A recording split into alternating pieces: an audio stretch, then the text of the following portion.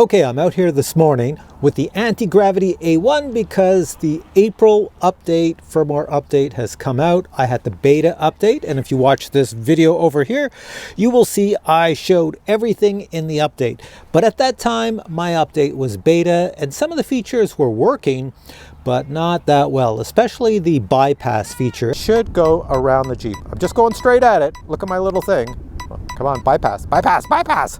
Whoa, I don't think the bypass is working. Hang on a sec. Everything else seemed to work except bypass, so I'm just going to try it here today. This is going to be a short video. Here we go. Now, let me just point out, if you haven't noticed it, it's a super overcast, cloudy, and dull day. That means the Antigravity A1 might not make the best video, so try to ignore that because it's more designed for a sunny day than a cloudy day. So if the video looks good on a cloudy day, well then, hey, that's pretty good. So I'm out here today to also fly RC planes, and that's why I'm using my little transmitter box here to use it as the landing pad and takeoff pad.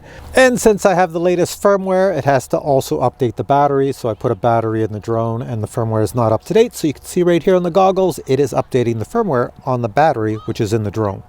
Okay, firmware update is done, and if I look around, I could see the really dull sky. You can see what I see in my FPV goggles. There I am right there, and we have some kids out on the field over there, and you can see the landing legs down here on my little drone. So let's go into the menu system, and let's see what we got here. Lost connection, return to home, return to altitude, and right here is what I want to change. See where it says obstacle avoidance behavior? I'm going to put it on bypass. It's automatically on 360 obstacle avoidance. And let's go, let's take off. So let's, I'm looking this way. Let's just put the camera, oh, let's put it in FPV mode too, because this is not good. Hang on a sec. Let's go over here. We want FPV mode. There we go. Now I can see everything normal. And let's turn the motors on. Move this twice. Power's on, and push it once more to go up. Take off. Now, if you see it filming me and my head looks disconnected from my body, that's just because of the two cameras in the front and they have a gap in between them, so that gap could be messing up what you see on my head. So if I come closer or down, that beeping you hear is perfect. That means obstacle avoidance is on. Let's go try this. There's some trees over here. So it should stop. I get away from myself. If you look, if I show you my goggles, look forward, you'll see nothing. But as I turn towards these trees, let's go this way. Now, that little center square, do you see it? Well, it's not even a square, a little center triangle. It should start blipping that there's obstacles. I'm going to go see if I can get through the trees. And it works perfectly. So it shows me there's obstacles all around, and now they're behind me, as I can see, and they disappear. There we go. So let's see how it works for bypass. So let's come down to the base. I will see. Very skinny base on the tree here. And let's aim at it. I'm going very slow. I'm not going to turn around beside the tree. I'm going to keep going straight. It should bypass me. I am getting close to that tree. There again. Oh, it did it. It did it. It pushed me away from the tree twice. Good. Okay, now the harder test. It couldn't do that before, even with the beta firmware update I have. So this works. So 360 avoidance works.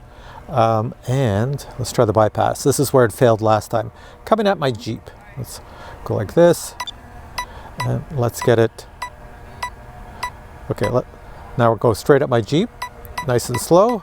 You should be able to bypass me around the Jeep. I'm going to shoot. Aim for right between the two doors. It's slowing down. It knows there's a Jeep there or an obstacle. It should bounce me to the right, left, or over it. Come on, you got, oh, look, it's working, it's working.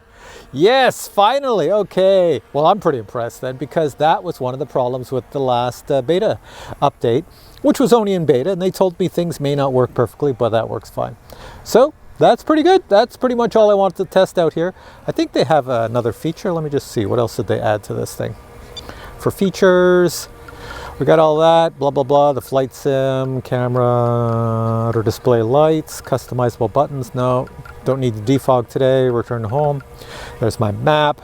There's things I've recorded on my screen before.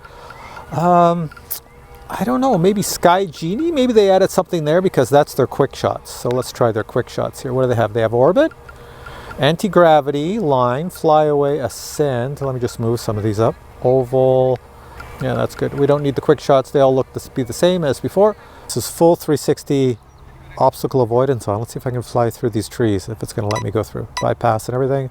Go through. Yeah, it just notifies me where the trees are, which is good. So it's working like a real drone with 360 obstacle avoidance and bypass should, which is nice.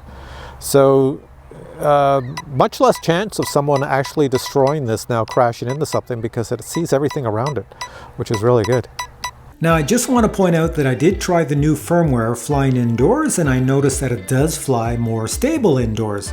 In addition, the picture quality seems to have been tweaked slightly for filming indoors. You notice objects don't really look as distorted as they used to. Things look pretty good, so you can use this as a real estate drone if desired. Although there are no prop guards, so be careful not to scratch up or mark up your walls. All right, let's bring it back to me and come on down and land over here. See if I can land on this landing pad. Looking down, I'm gonna try to bring the drone down. You see the outline of the drone? Oh yeah, this has no reverse. Hang on a sec. Gotta do this. There we go. So I get the outline of the drone on the box. Right there, put it right on the IX-14. And if I got it right, I'm gonna hit down. It should land on it, you would think. Unless it's lying to me. Let's see. Let's go down. I'm doing it automatically. It's backwards. Stay on the box. Stay on the box. Oh, look at that. Oh, that is perfect. And I can see IX-14, which is my Spectrum radio. All right, this was successful. So I'm going to put links below to the Antigravity A1 if you don't have one. Sometimes it's on sale at a good price, so check out the links below. Told you it was a short video. Catch you in the next one. Bye.